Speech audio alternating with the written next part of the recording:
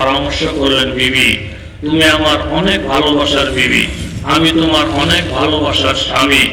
আকদ তো শেষ, হিজাব কবুল হয়ে গেল, কিন্তু বাসরঘর তো বাকি। আল্লাহ রসুলের পক্ষ থেকে জিহাদের ডাক আসছে, এই মুহূর্তে তোমার পরামর্শ আমি শুনতে চাই। যেমন স্বামী তেমন বিবি। বিবি পরামর্শ দিলেন, স্বামী আল্লাহ রসুল জিহাদের জন্য ডাকবে, সাহাবায়ে কেরাম ময়দানে অবতীর্ণ হবে, আমি আমার স্বামীকে আটকাইয়ে রেখে বাসরঘর করবো, ফুর্তি ফার্তা করবো, রসুলের সামনে জবাব দেওয়া সম্ভব হবে না। স্বামী আমি একটু মোনাজাত করি, আপনি আমার সাথে আমিন বলে তাড়াতাড়ি করে চলে যান, পয়সা থাকলে দেখা হবে, না হয় দেখা হবে জান্নাতে।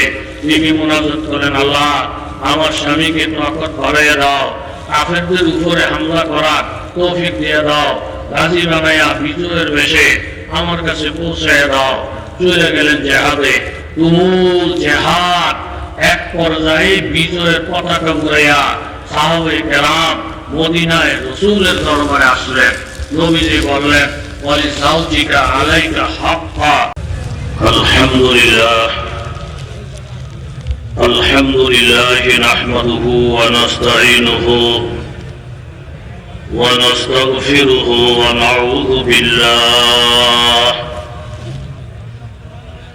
ونعوذ بالله من شرور أنفسنا ومن سيئات أعمالنا من يهده الله فلا مضل له ومن يضلله فلا هادي له ونشهد أن لا إله إلا الله وحده لا شريك له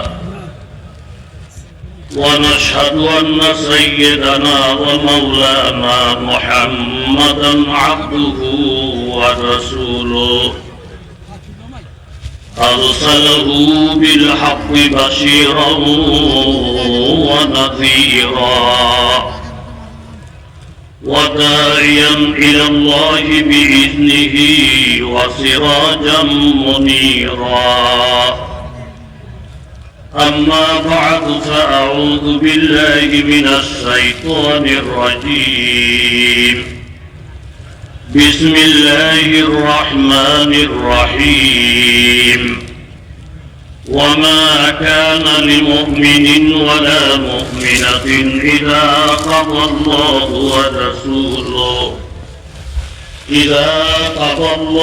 ورسوله أمرا أن يكون لهم الخيرة من أمرهم ومن يعص الله ورسوله فقد ضل ضلالا مبينا. وقال النبي صلى الله عليه وسلم لا يؤمن أحدكم حتى يكون هواه تبعا لما جئت به أو كما قال النبي عليه الصلاة والسلام. صدق الله العظيم وصدق رسوله النبي الكريم ونحن على ذلك من الشاهدين والشاكرين والحمد لله رب العالمين. ঐতিহ্যবাহী জামে ইব্রাহিমিয়া উজানি মাদ্রাসা কর্তৃক আয়োজিত 2 দিন ব্যাপী ইসলামী মহাসম্মেলনের অধ্যক্ষার দিবসে আগত কাবিল ইহতেরাম মুআজ্জিজুল মুহতারাম হযরত উলামায়ে কেরাম, মুরব্বিয়ানে আযম, বিভিন্ন জায়গা থেকে আগত ইসলাম প্রিয়, কোরআন হাদিস প্রিয় মুসলমান ভাইয়েরা, আল্লাহ পাকের দরবারে অসংখ্য অগণিত শুকরিয়া, যিনি দয়া মায়া করে আপনাকে আমাকে এই বিশাল বড় মাজমা, আহলুল্লাহদের মাজমা, ওলি আল্লাহদের মাজমা, এই মাজমায় অংশগ্রহণ করার তৌফিক দান করেছেন। দিল থেকে অন্তর থেকে কালিমাতুর শুকর আদায় করি আলহামদুলিল্লাহ। মুখতাসর 2-3টি কথা বলার মানুষে পবিত্র কালামুল্লাহ শরীফ থেকে আয়াতে কারিমা आकाए ताजेदार मदीना सरकार दो आलम मुहम्मदुर रसूलुल्लाह सल्लल्लाहु अलैहि ওয়াসাল্লামের অসংখ্য হাদিস থেকে বরকতের জন্য হাদিস পাঠ করেছি। বাবা, আমরা প্রত্যেকে জানি উজানিনী দরবার, এখানে মুরিদ পীর মুরিদ আহলুল্লাহদের একটা কারখানা, আহলুল্লাহদের মাজমা, পীর মুরিদ আল্লাহ ওনাদের একটা মাজমা। কিতাবের মধ্যেও আসে দিন হতা হয় বুজুর্গों की नजर से पैदा, যোগ্যতার দ্বারা ইস্তেদাদের দ্বারা দিন আসে না, দিন আসে আল্লাহ ওনাদের নজরের দ্বারা। সাহাবায়ে কেরাম যেমন নবীর সোহবত পেয়ে ঈমানকে মজবুত করেছেন, আমরাও আল্লাহ ওনাদের সোহবতের দ্বারাই একমাত্র আমাদের ঈমানকে মজবুত করতে হবে। একজন যুবক সাহাবী যুবতী সাহাবিয়ার উপরে প্রবাহ আসে। গত পরশুদিনও গত গ্রামের হুজুর আল্লামা মুফতি নুরুল হক দামাত বারাকাতুহু বলছেন, এশক আর মেশক এই দুই জিনিস গোপন থাকে না, এটা প্রসার হয়ে যায়। যুবক সাহাবী ভিতরে ভিতরে যুবতী সাহাবিয়াকে পছন্দ করেন, তিনিও যুবককে দিনের কারণে পছন্দ করেন। দুইজনই আল্লাহর কাছে দোয়া মুনাজাত চালিয়ে যাচ্ছেন, দোয়া কবুল। আজকে তাদের বিবাহ ডেট, ইজাব কবুল শেষ, বাসর ঘর বাকি। ইজাব কবুল শেষ, বাসর ঘর বাকি। ঠিক এই টাইমে আওয়াজ আসে, আল জিহাদ ফি সাবিলিল্লাহ। এই বাড়িতে নবীর কোন পাগল নবীর প্রেমিক আসো, অমুক জায়গায় সাহাবায়ে কেরাম জেহাদের প্রস্তুতি নিচ্ছে, জেহাদের জন্য রওনা দিচ্ছে। এই এলাকায় এমন কোন নবীর প্রেমিক থাকলে খবর শোনো, অমুক জায়গায় জেহাদের প্রস্তুতি নিয়ে রাসূল সাহাবীদেরকে পাঠাইতেছে।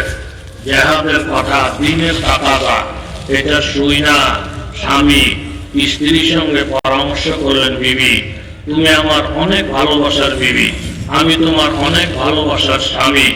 আকদ তো শেষ, ইজাব কবুল হয়ে গেল, কিন্তু বাসরঘর তো বাকি। আল্লাহ রাসূলের পক্ষ থেকে জিহাদের ডাক আসছে, এই মুহূর্তে তোমার পরামর্শ আমি শুনতে চাই।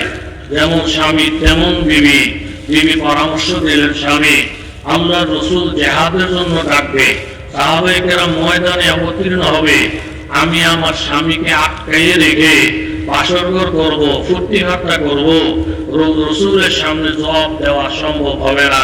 স্বামী আমি একটু মুনাজাত করি, আপনি আমার সাথে আমিন বলে তাড়াতাড়ি করে চলে যান, পয়সা থাকলে দেখা হবে, না হয় দেখা হবে জান্নাতে। বিবি মুনাজাত করেন, আল্লাহ আমার স্বামীকে তাকত বাড়িয়ে দাও, কাফেরদের উপরে হামলা করার তৌফিক দিয়ে দাও, গাজী বানাইয়া বিজয়ের বেশে আমার কাছে পৌঁছায় দাও। চলে গেলেন জেহাদে, তুমুল জেহাদ। এক পর্যায়ে বিজয়ের পতাকা উড়াইয়া সাহাবায়ে কেরাম মদিনায় রাসূলের দরবারে আসলেন। নবীজি বললেন, ওয়ালি যাওজিকা আলাইকা হাক্কা, হে সাহাবী তোমার বিবির প্রতিও তোমার হক আছে। কত বড় কুরবানি করেছো তুমি, বাসরঘর রেখে জিহাদে আসো। যাও এখন বিবির সঙ্গে মোলাকাত করো, বাসরঘর করো, সেটা একটা ইবাদত। স্বামী স্ত্রী দুইজন এক ঘরে আসলেন, দরজা জানালা বন্ধ, প্রত্যেকের মনের মধ্যে প্রেম প্রেম ভাব, এক আরেকজনের জন্য পাগল। ঠিক এই সময়ের মধ্যে স্বামী স্ত্রীকে ডেকে বলেন, বিবি আমি একটা প্রস্তাব তোমার কাছে পেশ করতে চাই। আল্লাহ তাআলা আমাকে হায়াত দিয়েছেন, বিজয় বানাইয়া তোমার ঘরে পৌঁছাইয়া দিয়েছেন, এখন থেকে আমাদের দাম্পত্য জীবন শুরু হবে। তুমি যদি আমাকে বাধা না দাও, আমাদের এই দাম্পত্য জীবনটা শুরু করার আগে আমি আল্লাহর দরবারে 2 রাকাত নফল নামাজ পড়তে চাই। ছোট্ট ছোট্ট সূরা দিয়ে পড়ব, বেশি লম্বা করব না, কারণ তোমার ধৈর্যের ব্যাঘাত ঘটবে। কথাটা শুই না বিবি অনেক খুশি হয়ে গেলেন, স্বামী আমার মনের কথাটাই আপনি বলছেন, আমিও 2 রাকাত নফল নামাজ পড়ব, ছোট্ট সূরা দিয়ে পড়ব, লম্বা করলে আপনি ধৈর্য ধরতে পারবেন না। দুইজনের কথাবার্তা শেষ, স্বামী নামাজের নিয়ত বাঁধছেন, স্ত্রী আরেক জায়গার মধ্যে নিয়ত বাঁধছেন। স্বামী নামাজের জন্য দাঁড়াইয়া যখন সূরা কেরাত আরম্ভ করে দিয়েছেন, আল্লাহর মারিফতের সাগরে যখন ডুব দিয়ে ফেলছেন, সূরা কেরাতের মজা হইয়া এক সূরা যখন শেষ হয়ে যায় আরেক সূরা আরম্ভ করলেন, ওই সূরা যখন শেষ হয়ে যায় আরেক সূরা আরম্ভ করলেন। আল্লাহর মারিফতের সাথে হইয়া সূরা কেরাতের মজা হইয়া আল্লাহর প্রেমের সাগরে ডুব দিয়া বিবির কথা মনে নাই, বাসর ঘরের কথা মনে নাই, লম্বা নামাজ হইয়া দ্বিতীয় রাকাতের সিজদার মধ্যে যখন গেছে, হঠাৎ করে শোনা যায় মসজিদে নববীর থেকে হযরত বেলালের কণ্ঠে ফজরের আযান শোনা যায়। সাথে সাথে স্বামী পেরেশান, এ আসমানের মালিক আল্লাহ, সিজদার হালাতে ফজরের আযান শোনা যাইতেছে। তাড়াতাড়ি করে নামাজ শেষ কইরা নিজে নিজে লজ্জিত হয়ে গেলেন, আল্লাহ আমি আমার বিবির কাছে কি জবাবটা দিব? ও আসমানের মালিক, তোমার প্রেমের স্বাদ পাইয়া সিজদার হালাতে রাত্র শেষ হয়ে গেছে। আমার বিবি না জানি কতবার আমার দিকে চোখে মারছে, আমাকে দেখার জন্য ইন্তজার করছে। বিবির মনে না জানি কত কষ্ট জমা গেছে। আল্লাহ তুমি তো জানো, তোমার প্রেমের মজা খাইয়া বিবির প্রেমের কথা মনে নাই। চোখের পানিগুলো মুছা আস্তে আস্তে যখন বিবির রুমে গেছেন, বিবির রুমে গিয়ে দেখেন বাবা বিবির নামাজ এখনো শেষ হয় নাই। বিবির সিজদার হালাতে দেখা যায়, দেখে বলেন বিবি আমার আল্লাহর কসম মসজিদের মধ্যে ফজরের আযান শুরু হয়ে গেছে। বিবি মনে মনে লজ্জিত হইয়া নামাজটা শেষ করিয়া স্বামীর পায়ের মধ্যে পড়ে গেছে। স্বামী আমার আজকে সারাটা রাত্রি না জানি আপনার কত কষ্ট হয়েছে, বারবার আমার দিকে নজর করছেন, বারবার আমার ইন্তজার করছেন, কিন্তু আল্লাহর কসম নামাজের মধ্যে দাঁড়াইয়া মাবুদের প্রেম যখন অন্তরে ঢুকে গেছে, মাবুদের প্রেমের মজা যখন পেয়ে গেছি, দুনিয়ার প্রেমিকের কথা ভুলিয়া গেছি, স্বামী আমাকে মাফ করে দেন। স্বামী একটা মুচকি হাসি দিয়ে বললেন, বিবি গো আমার আল্লাহর জাতের কসম খেয়ে বলছি, যেই মাবুদের প্রেমের মধ্যে পড়া স্বামীর কথা মনে নাই, ওই মাবুদের প্রেমে পড়া আমারও তোমার কথা মনে নাই। এই কথাটাই আমার আল্লাহ বলছেন, নেককার পুরুষের জন্য নেককার বিবি হওয়া দরকার, আর খবিশের জন্য খবিশ হওয়া দরকার। এই যে নামাজের মজা, এই যে ইশক আর প্রেম, এটা একমাত্র নবীজির সোহবতের বরকত। জোরে বলেন ঠিক না?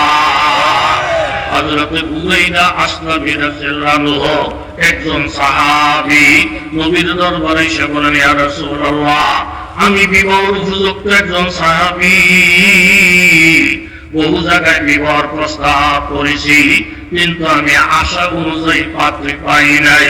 বিবাহ না করলে যদি চলে তাইলে আমি বিবাহ করলাম না, আর যদি বিবাহ করাই লাগে আমার পরামর্শদাতা, আমার আকা, আমার মশওয়ারাদাতা মুহাম্মদুর রাসূলুল্লাহ নবী যা বলবেন এটাই হবে আমার কর্মসূচি। আল্লাহ নবী বললেন, বুরাইদা নবীর কথায় চলবা তো? বলে হা। তাহলে আমি তোমাকে একটা শর্ত দিলাম, 1 নম্বর সুন্দরী, 1 নম্বর দিনদার, 1 নম্বর জমিদার, এই 3টা শর্ত মোতাবেক সুন্দরী মেয়ে, দিনদার মেয়ে, জমিদারের মেয়ে যেখানে পাইবা ওই মেয়ের বাবাকে আমার সালাম জানাইয়া বলবা, ওনার সুন্দরী মেয়েটা যেন তোমার কাছে বিবাহ দিয়া তোমাকে জমিদার বাড়ির জামাতা বানিয়ে নেয়। আর বইল এটা আল্লাহর নবীর পয়রা, আল্লাহর নবীর সিদ্ধান্ত। সাহাবী ডাইনে ভাবে না গিয়া এই 3 শর্ত যেই টেবিলের মধ্যে পাওয়া গেছে, ওই জমিদারের বাড়িতে ঢুইকা মেয়ের বাবাকে সালাম জানাইয়া বললেন, আপনার মেয়ে নাকি বড় রূপসী সুন্দরী, আপনি নাকি জমিদার, আপনার মেয়েও নাকি দিনদার। এই 3 শর্তের সাথে মিলাইয়া আল্লাহর নবী প্রস্তাব দিয়ে পাঠাইছে, আপনার সুন্দরী মেয়েটা আমার কাছে বিবাহ দেওয়ার জন্য। কথাটা শোনার সাথে সাথে মেয়ের বাবা বললেন, আমি তো মেয়ের বাবা, আমি তো একজন অভিভাবক, তুমি যে কথাটা বলতেছো বুরাইদা, এটার সত্য কোনো তথ্য তো আমার কাছে নাই, এটা নবী তো আমাকে বলে নাই, কাজে কথাটা পারিও না। আমার মেয়েকে বিবাহ দেওয়ার জন্য কত জমিদাররা পর্যন্ত লাইন ধরে আসে, সাহস পায় না। তোমার মতো একজন নিরীহ সাহাবী নবীর দোহাই দিয়া আমার বাড়িতে বিবাহ করতে চাও, যেই রাস্তা দিয়ে আসো ওই রাস্তায় চলে যাও, কথাটা পারেও না। ওরাইটা মন বেজার হইয়া ঘর থেকে যখন রওনা দিলে, ওই রুমের থেকে মেয়েটা বাবারে ডাকতে বলেন, বাবা একজন সাহাবী হাস্য উজ্জ্বল বদনে এই ঘরে ঢুকছিল, কানতে কানতে এই রুম থেকে বাহির হয়ে গেল। লোকটাকে কি জন্য আসছিল? বলে, মা বুড়িটা আসলে আমি বিবাহর প্রস্তাব নিয়ে আসে। কত বড় কলিজা, তোমার মতো মেয়ের বিবাহর প্রস্তাব নিয়ে আসে। শোনার পরে রাগে ধমক দিয়া ছেলেটাকে বাইর করে দিছি। মেয়ে বলেন, বাবা এই লোকটা যে বাড়িতে আসলো মদিনার থেকে, উনি যে আমাকে বিবাহ করতে চায়, জমিদার বাড়ির জামাতা বনতে চায়, এটা কি ওনার সিদ্ধান্ত না কোন নবী মুহাম্মদ রাসূলুল্লাহর সিদ্ধান্ত? কথাটা শোনার সাথে সাথে মেয়ের বাবা বলেন, না গো, আমি যতটুকু জানছি মা, এটা ওনার নিজস্ব কোন পয়গাম না। সিদ্ধান্ত দাতা বলে নবী মুহাম্মদ রাসূলুল্লাহ সাল্লাল্লাহু আলাইহি ওয়াসাল্লাম। কথাটা শুই না সাথে সাথে মেয়ে বলেন, বাবা আল্লাহ নবী যদি সিদ্ধান্ত দেয়া পছন্দ কইরা এই পয়গাম পাঠাইয়া থাকে, আমার জন্য স্বামী হবে এই লোকটা, তাহলে আসমানের নিচে জমিনের উপরে আল্লাহ নবীর থেকে পছন্দ করার মতো কোন মহামানব আজ পর্যন্ত আল্লাহ তাআলা বানায় নাই, আর বানাইবেন না। নবী যদি পছন্দ করে পাঠাইয়া থাকে, শরীয়তুহু তরিকাতুহু তামামি, শরীয়তুহু তরিকাতুহু তামামি, হাকিকাতুন লি মুহাম্মদ কি গোলামি, শরীয়ত তরিকত ফির মুরিদ হক, আর যত কিছু হক আসল হলো নবীর গোলামি করা, নবীর ইত্তেবা করা। বাবা আল্লাহ নবী পছন্দ করে থাকলে নবীর পছন্দের উপরে পছন্দ করার এখতিয়ার আপনারও নাই, আমারও নাই। মেয়ে কথাটা শুই না বাবার হুশ আসে, বাবার জ্ঞান ফিরে আসে। মাগো তোমার কথাটাই যথাযথ, এক্ষুনি আমি নবীর দরবারে যাচ্ছি। নবীর দরবারে গেলেন, ইয়া রাসূলুল্লাহ আমি বুঝতে ভুল করছিলাম গো নবী, আপনি বুড়াইটাকে যত তাড়াতাড়ি আমার বাড়িতে পাঠাবেন, কত তাড়াতাড়ি বিবাহটা সম্পাদন হইয়া আপনার প্রস্তাবিত ছেলেটাকে জমিদার বাড়ির জামাতা বানাইয়া দেব। আল্লাহ নবী বড় খুশি হইলেন। আপনি আপনার মেয়েটাকে রেডি করেন, আমি দুলারে পাঠাইয়া দিতেছি। নবী একটা আলাম করলেন, সাহাবীরা শোনো রে, বুড়াইটা জমিদারের বাড়িতে বিবাহ করবে একমাত্র নবীর বরকতে।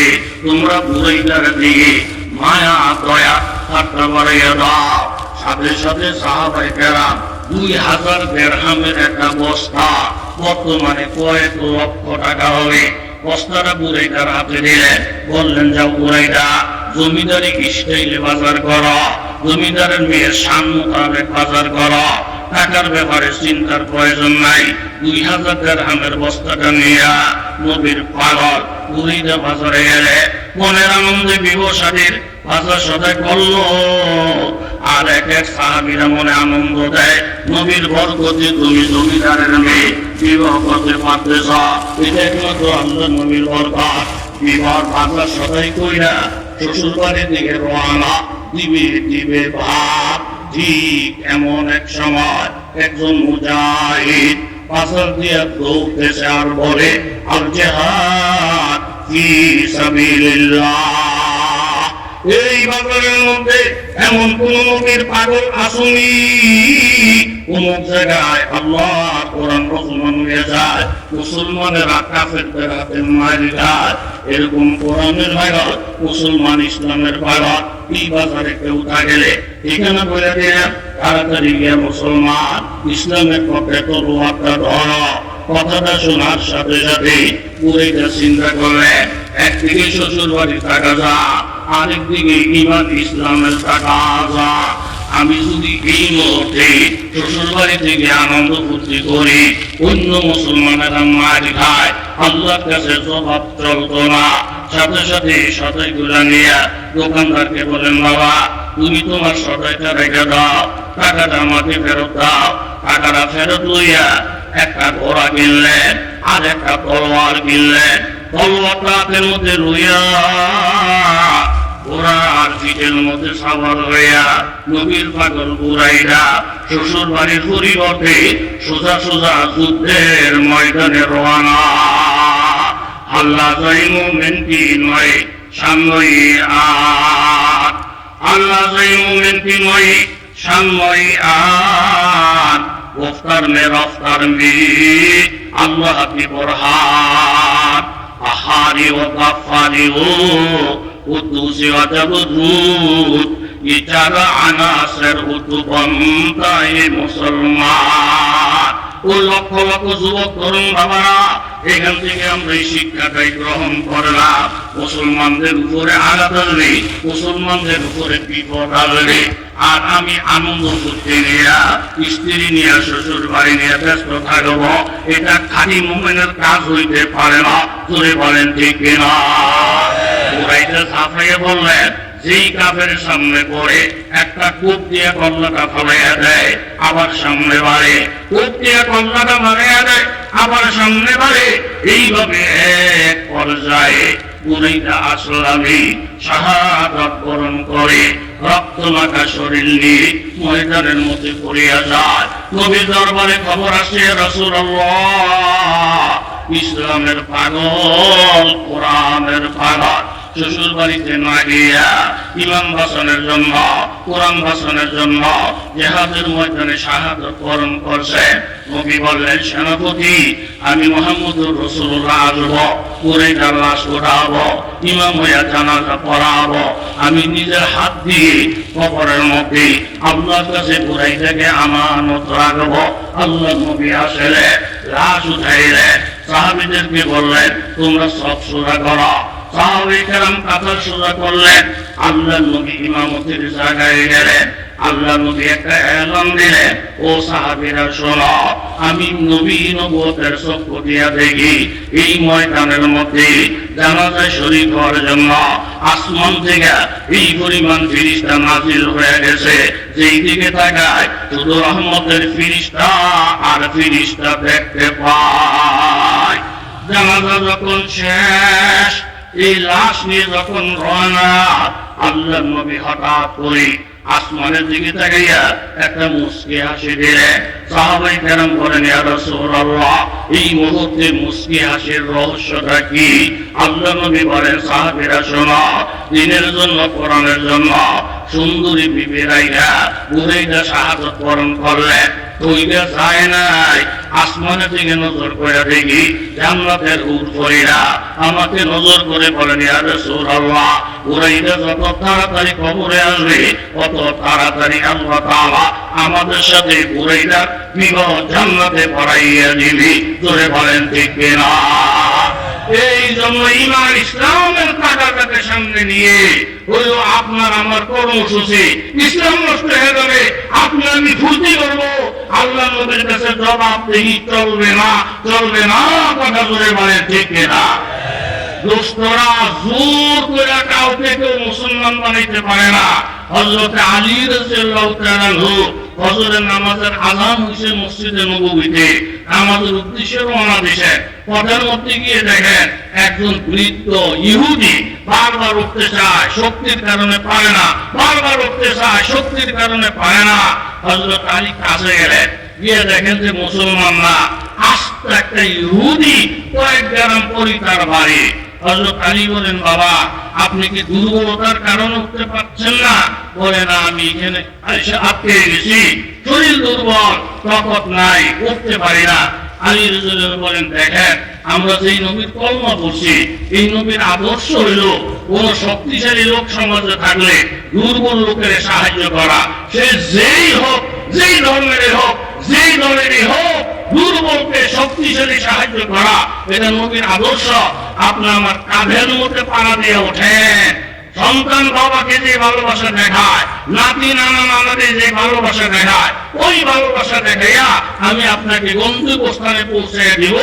যদি আপনি একজন ইহুদি, যদিও আমার ধর্মের বিপরীত ধর্মের, কিন্তু আপনি জয়ী, আপনাকে ধর্ম মত নির্বিশেষে সহযোগিতা করা, এটা আমার নবীর আদর্শ। কান্দের মধ্যে বহন করিয়া হযরত আলী যখন রওনা দিছেন, কাছাকাছি যাওয়ার পরে বাড়ির লোক নজর করে দেখে শেরে করা হযরত আলীর কান্দে দাদায় বসা। এরা সব একমত আলী সহ যদি বাড়িতে আসে, এসে জিজ্ঞাসা করবো এই ঘরে কারা, খবর দে, আসবো এক কোপ দিয়ে কল্লা ফালাইবো। ওই ঘরে কারায়, খবর দাও, আসবে এক কোপ দিয়ে কল্লা ফালাই দেবে। আলীর সাথে মোকাবেলার সাহস আমাদের নাই। ফলারে ফলা, যে যেদিকে পথ দেখস পারে না, মুহূর্তের মধ্যে পুরা পানি খালি। হযরত আলী ইহুদিকে রাইখা যখন মসজিদের দিকে রওনা দিলেন, আস্তে আস্তে এদের ঘুম ভাঙছে। আলী তো মানে নাই, দাদা তো এখনো জীবিত। আইসা জিজ্ঞাসা, দাদা এখনো আপনি মরেন নাই, আপনার কলিজা কত বড়, ছেড়ে কোটা আলীর হাতে ধরা হইয়া এখন আপনি দেখা। উনি বুঝাইলেন, ইসলামের নাম শুনছ, মোহাম্মদের নাম শুনছ, ইমান ইসলাম কি জিনিস বুঝো না, আলে মোহাম্মদের নাম শুনছ, হক্কানি পীর মাশায়েখদের নাম শুনছ, ভিতরে না ঢোকা পর্যন্ত উজানি দরবার কোন দরবার, আল্লাহ ওয়ালারা কোন দরবার, দূরে থেকে বুঝা যাবে না, ভিতরে না ঢোকা পর্যন্ত।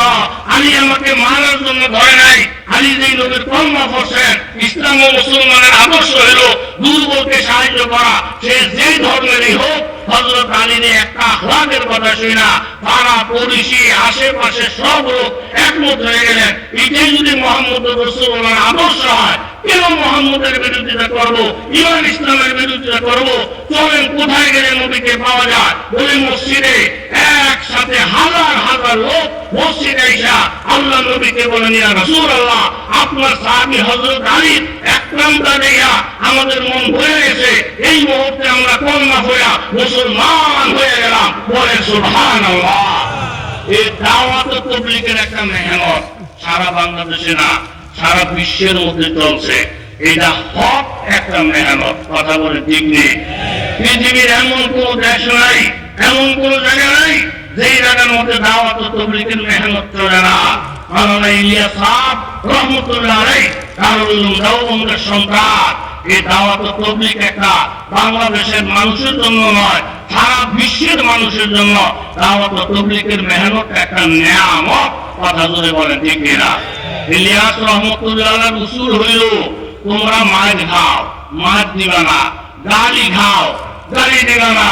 এইভাবে আলেমের ব্যাপারে ইলিয়াস রহমতুল্লাহ আলাইহির বক্তব্য মারফুজাতের মধ্যে কোন আলেমকে তোমরা তাবলীগের তশকিল করবা না, তাদের কাছে গিয়ে দেখা করবা, তাদের কাছ থেকে দোয়া চাইবা, তাদেরকে হাদিয়া দিবা। আমার জানা মতো জীবনে কত তাবলীগ লাগো কলা, কত তাবলীগ লাগো বিস্কুট, কত তাবলীগ লাগো হাদিয়া জীবনে যে আমরা ভোগ করছি, এটার হিসাব দিয়ে শেষ করা যাবে না। তাবলীগের অর্থ হইল আলেমদের প্রতি ভালোবাসা, আলেমদের প্রতি মহাব্বত। ইলিয়াস রহমতুল্লাহ আলাইহির উসুল হইল, গালি খাইবা, গালি দিবা না, মাছ খাইবা, মাছ দিবা না, আলেমদের সাথে সুসম্পর্ক রাখবা। এই আদর্শের উপরে যোগের পর যোগ দাওয়াত ও তাবলীগের মেহনত চলছে বাংলা সহ সারা পৃথিবীতে, কথা জোরে বলেন ঠিক কিনা? এরকম বেদাতীরা তাবলীগওয়ালাদেরকে গরম চুলা মাথার মধ্যে উঠে দিছে, উল্টা গিয়ে ওই বেটার কাছে হাত ধরে মাপতেছে, আপনি যে আমাদের থাপড় দিছেন, আপনি হাতে ব্যথা পাইছেন, আমাদের মাফ করে দেন, আপনি যে লাথি মারছেন, আপনি পায়ে ব্যথা পাইছেন, আপনি আমাদের মাফ করে দেন। তাহলে গালি খাওয়া, এইভাবে মাছ খাওয়া, খাইবো মাছ দিব না, আলেমদেরকে শ্রদ্ধা করবো, এটা হলো দাওয়াত ও তাবলীগের উসুল, কথা জোরে বলেন ঠিক কিনা?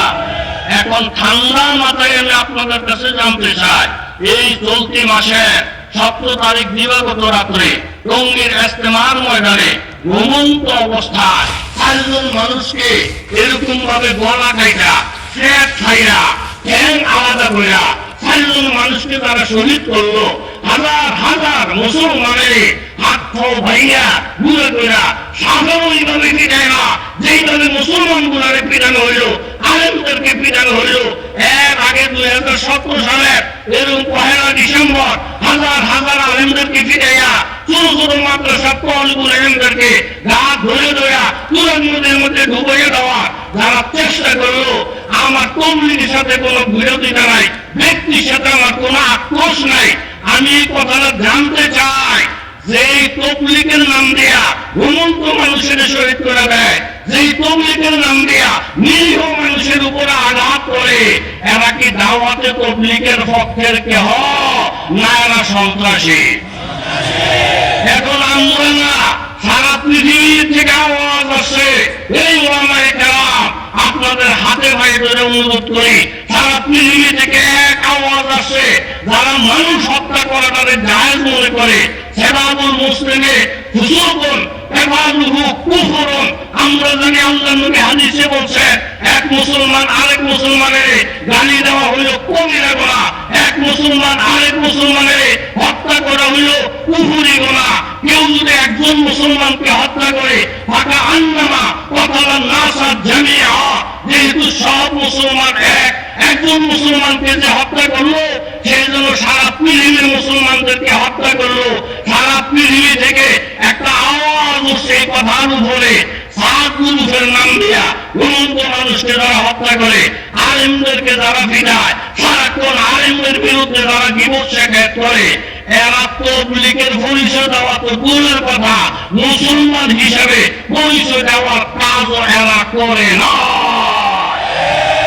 এখন এই সাহাবুদের লোকদেরকে সারা বিশ্ব থেকে একটা আওয়াজ আছে, এরা তবলিগের নামে কলঙ্ক, তবলিগটাকে ধ্বংস করার জন্য উল্টা পাল্টা কথা, যেটা তবলিগ ওরা জীবনে কোনোদিন বলে নাই, এরকম নতুন নতুন মাসালা দিয়া সাত সাপ বাংলাদেশের মধ্যে যে ষড়যন্ত্র করতেছে, আমি সকল কুদাত্ত আহ্বান জানাবো, সাত গুরুদের লোকেরা তবলিগের কেউ না, সাত গুরুদের লোকেরা ইমান ইসলামের কেউ না, এরা যেই মসজিদে যাবে সেই মসজিদ থেকে তাদেরকে বয়কট করতে হবে, সব মসজিদের দরজায় দরজায় লেখা দিতে হবে, সাত মন্দিরের বাংলাদেশের পুরো মসজিদে প্রবেশ করার অধিকার নাই।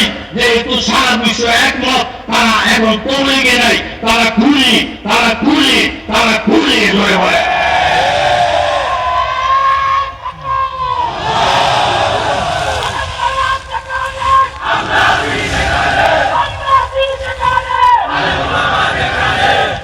আমরা এখন দেখতেছি হাজার হাজার মুসলমান তওবা করে করে আলেমদের হাতে তওবা করে করে এখন তারা আলেমের পক্ষ অবলম্বন করতেছে। কথা বলে ঠিক না?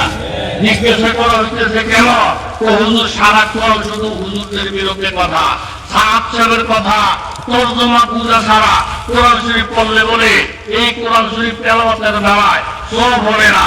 কত সেখানে লক্ষ লক্ষ মানুষ আছে, হাদিস শরীফের মধ্যেই কথা আছে, আলিফ লাম মিম এই আয়াত যদি কেউ পড়ে, আল্লাহু আ'লামু বিমুরাদিহি বিযালিকা, আলিফ লাম মিম এই আয়াতের অর্থ কেউ জানে না। সকল মুফাসসিরিনরা বলেন এই আয়াতের ব্যাখ্যা আল্লাহ ছাড়া কেউ জানে না। যে আলিফ লাম মিমের তর্জমা পৃথিবীর কেউ জানে না, নবী সুন্দর দূর করে দিলেন। সেই আলিফ লাম মিম যদি কেউ পড়ে, 3টা হরফের বিনিময়ে কমপক্ষে 30টা লিখে হবে। চোখের মধ্যে আঙ্গুল দিয়া আল্লাহর রাসূল দেখিয়ে দিলেন, অর্থ বুঝা ছাড়াও যদি কোরআন পড়ে সেখানে সওয়াব আছে। এখন এই 7 সালে এই কথা যখন বলে দিছে, অর্থ বুঝা ছাড়া কোরআন পড়লে লাভ নাই। এই হেফজ মাদ্রাসার মধ্যে লক্ষ লক্ষ ছাত্ররা কোরআন পড়ে, তাহলে কোনো সওয়াব নাই। এই তবলিগওয়ালারা লক্ষ লক্ষ তবলিগওয়ালা সাধারণ পাবলিক কোরআন শরীফ পড়ে, সওয়াব নাই। এই আস্থা নবীর হাদিসের বিরুদ্ধে তার অবস্থান এত মানুষের কাতারের মধ্যেই থাকে না। আপনারা দেখেন ওলীদ ইবনে মুগীরা গোস্তাখে রাসূল, রাসূলের সাথে বেয়াদবি করছে। বেয়াদবি করার কারণে আল্লাহ তাআলা ওলীদ ইবনে মুগীরার শানে, আমার নবীর শানে 17 আয়াত নাযিল করেছেন। নবীর পবিত্রতা বর্ণনা করতে গিয়ে এক পর্যায়ে আল্লাহ তাআলা বলেন, এই দুনিয়ার মানুষ যে ওলীদ ইবনে মুগীরা আমার নবীকে গালি দিছে, নবীরে গালি দেয় যারা, আলেমদেরকে গালি দেয় যারা, তাদের চরিত্রটা কেমন এই কথাটা স্বয়ং আল্লাহ কোরআনের মধ্যে বলেন। এর মধ্যে মান্না ইল্লিল খায়র, ওলীদ ইবনে মুগীরার একটা চরিত্র হলো ভালো কাজের মধ্যে বাধা দেওয়া, ভালো কাজের মধ্যে বাধা দেওয়া। 8 নম্বর তার চরিত্র হলো উতললে সে বদ মিলাদ, কথাবার্তার রাত ব্যবহার খারাপ। আর 9 নম্বর যে ওলীদ ইবনে মুগীরা নবীর গালি দিছে, আল্লাহ তাআলা তার পরিচয় করেছেন বাদা যালিকা জানিম। যে ওলীদ ইবনে মুগীরা আমার পবিত্র নবীর গালি দিছে, এই ওলীদ ইবনে মুগীরার জন্ম ঠিক নাই, তার বাবা ঠিক নাই। আর আম্মরে জিজ্ঞাসা করছে, মা আমার বলে জন্ম ঠিক নাই, কে বলছে? বলে মোহাম্মদকে কে জানাইলো? বলে আল্লাহ। আসলে তোমার জন্ম ঠিক নাই। যেই ব্যক্তি নবীরে গালি দিছে তার জন্ম ঠিক নাই। আল্লাহ বলে ওই আয়াতের তাফসীরের মধ্যে লেখা, যারা আলেম ওলামাদেরকে গালি দেয়, আলেম হচ্ছে নবীর ওয়ারিস, খোঁজ খবর হলে দেখবে একটারও জন্ম ঠিক নাই, একটারও জন্ম ঠিক নাই। অতএব এখন বাংলা কথা আর তেল মাখামাখি টাইম নাই। সারা বিশ্ব একমত, সারা বাংলাদেশ একমত যে সাতপন্থী সাদানিরা কোন মসজিদের জন্য ঢুকতে না পারে। আপনারা দেখছেন পত্রিকার খবর, এই স্বরাষ্ট্র মন্ত্রণালয় থেকে প্রজ্ঞাপনকারী হয়ে গেছে। আল্লাহর মেহেরবানি, অনির্দিষ্টকালের জন্য দ্বিতীয়বার হুকুম না আসা পর্যন্ত সাত গ্রুপের কোন লোক এরকম কাকরাইল মসজিদে ঢুকতে পারবে না। শুধু কাকরাইল নয়, সারা বাংলাদেশে হাজার হাজার সিরাজি সহকারে মোবাইলের মধ্যে পোস্ট আসতেছে, হাজার হাজার মুসলমানেরা তওবা করে করে সাত গ্রুপের থেকে ফেরত আসতেছে। কথা বলে ঠিক না? এই জন্য উজানি দরবার থেকে আমরা যে যেখানে যাব পরিষ্কার ঘোষণা, সাতপন্থীরা এই বাংলাদেশের কোন মসজিদে ঢুকতে পারবে না। তাদের অধিকার হরণ করে ফেলছে। তারা তবলিগের উসুলের উপরে নাই, মুসলমানের উসুলের উপরে নাই। তারা সন্ত্রাসী স্টাইল অবলম্বন করে দেশকে নাফাক বানানোর ষড়যন্ত্র করছে। বলে ঠিক কিনা? এই জন্য দোস্ত সোজা হিসাব হইল, মানুষ যত খারাপ হোক বানরের থেকে ভালো। কথা তো ঠিক নেই। দুই ভাই রুটি নিয়ে ঝগড়া, এই হুজুরের এই দোষ, এই হুজুরের এই দোষ, এই হুজুরের এই দোষ। তাহলে রুটি ভাগ করবো কেনা? তো রুটি ভাগ করবো বানর। আরে মানুষ যত খারাপ হোক বানরের থেকে ভালো। কথা বলে ঠিক কিনা? এখন রুটি একটা, ভাই দুইজন, বানরের স্বর্ণ মাথার পাল্লা দিয়া রুটি ভাগ করে। দুই ভাই কাছে হুজুরে খুব ইনসাফ ভাগ, স্বর্ণ মাথার পাল্লা দিয়ে রুটি ভাগ করে। যখন কাম দিছে, দেহে একটা পাল্লা নিচে আর একটা উঠে, দুই ভাই চিল্লাইতেছে, মামু মামু মামু। ভাগ ঠিক হয় না, এই চুপ কর, পাল্লা সোজা করতে আছে। যে পাল্লাটা নিচে এখান থেকে কিন্তু রুটি খাইছে, খাওয়ার পরে উঠে গেছে, এটা আবার তলে উড়ে গেছে। মামু ভাগ ঠিক হয় না, তলে বলে ঠিক করতে আসি। এমনি আবার কুদুর খায়, খাইলে উঠে খায়, এর আবার তলে ঘুরে যায়।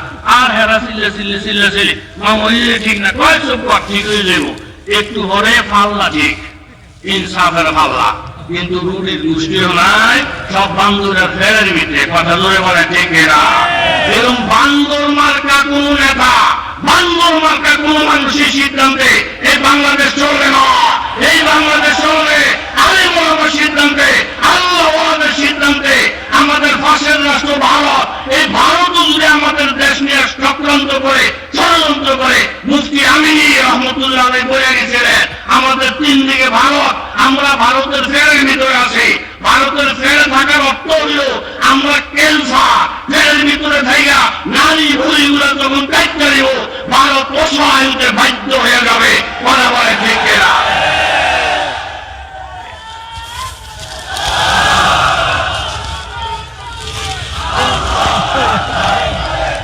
এই জন্য দোস্ত, উজানির ময়দান আল্লাহওয়ালাদের ময়দান, এরকম 4 মাসে একটা ময়দান।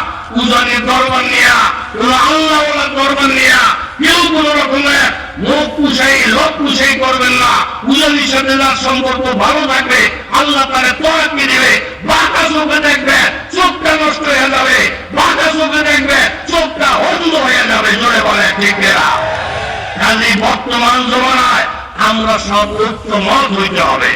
স্বামী স্ত্রী দুইজনের মধ্যে ঝগড়া, স্বামীটা একরকম, স্ত্রী আরেক রকম, দুইজনের দুই দল। স্বামী বহু বুঝাইছেন, বিবি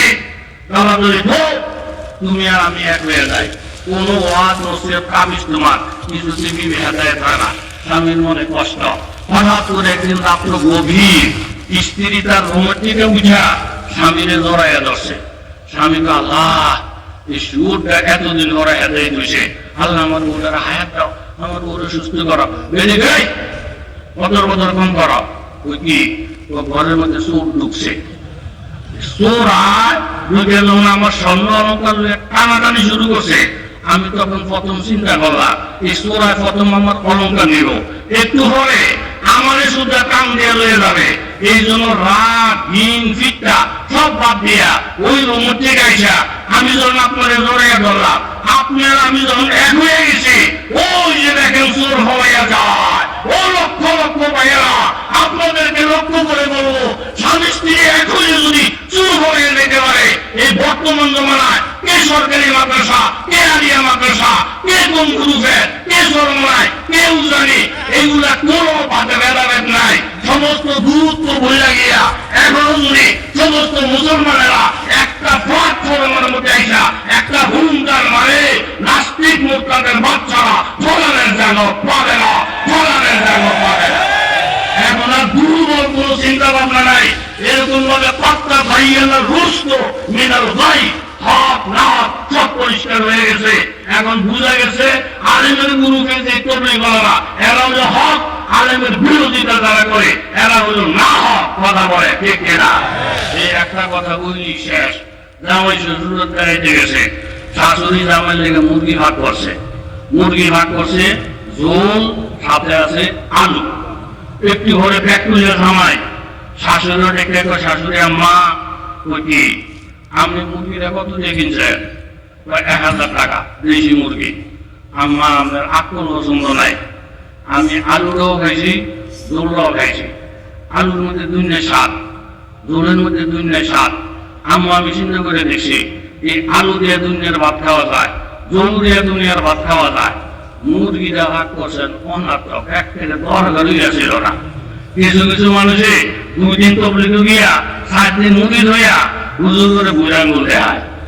এই ক্ষেত্রে কিছু লোক আছে না নাই, হুজুর মাইনাস মাইনাস অন্ত অন্ত, আমাকে হওয়ার দরকার নাই, আমরা তো বিকশিলা দিয়ে দিন শিক্ষা হয়েছে, আমাদের দরকার নাই, আমরা মুখ জায়গার মধ্যে মুরগি ধুয়ে গেছি।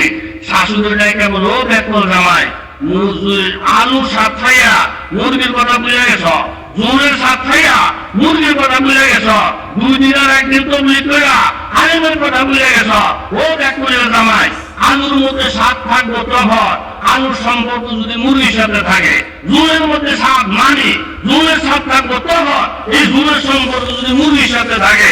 যেই আলুর সাথে মুরগির সম্পর্ক নাই, যেই ঝোলের সাথে মুরগির সম্পর্ক নাই, ওই আলুর কোনো মজা নাই, ঝোলের কোনো মজা নাই। যেই তবলিগের সাথে আলেম ওলামা নাই, যেই ফির মাশায়েখের সাথে আলেম ওলামা নাই, আল্লাহর কসম ওই তবলিগ ওই ফির মুরিদে মজা সাজে মুশকিল না। এই জন্য আমরা এখন পরিষ্কার সব জায়গার মধ্যে আলেম লাগবে। আজকে আমি এক জায়গায় বলছি, বেশি বদল বদল যদি করেন ভাগলি লইয়া ফাঁসিলে দিছে পান্না দিয়ে সামনে তারা করে বলবো পড়া দেখা মাগরিবের নামাজ, পড়া তুই জুমার নামাজ, পড়া তুই জানাজার নামাজ, তখন দেখবেন ফাঁসি লইয়া ফানি হয়ে উদিস পাইতো না। কথা বলে দেখে না। এই দেশের প্রত্যেকটা মানুষের একটাই কথা, হুজুর আপনাদের সাথে এই দেশের সব মানুষ আছে, আজান দেন আপনারা, একামত আপনারা, ইমামতি করেন আপনারা, খুতবা করেন আপনারা, দলিল প্রমাণ সব আপনাদের হাতে। অতএব এই দেশের মানুষ আলেমদেরকে ভালোবাসে, আলেমের বিরুদ্ধে অবস্থান নিবা, সামরাও থাকবে না, সামরাও থাকবে না। উজানি দরবার হক দরবার, এই দরবারের পরিধি দিন দিন আরো বাড়তে পারে। আমরা সক্রিয়ভাবে চেষ্টা করবো কারা কারা হাত তুলে দেখা। আর কাদিয়ানীরা কাফের, কোন সন্দেহ নাই, কাদিয়ানীরা কাফের। কাদিয়ানীদেরকে রাষ্ট্রীয়ভাবে অমুসলিম ঘোষণার জন্য যেই কোনো সময় কর্মসূচি আসলে ময়দানে ঝাঁপাইয়া পড়বেন, কারা কারা হাত তুলে দেখা। ওয়াকে দাওয়ানা আলহামদুলিল্লাহি রাব্বিল আলামিন।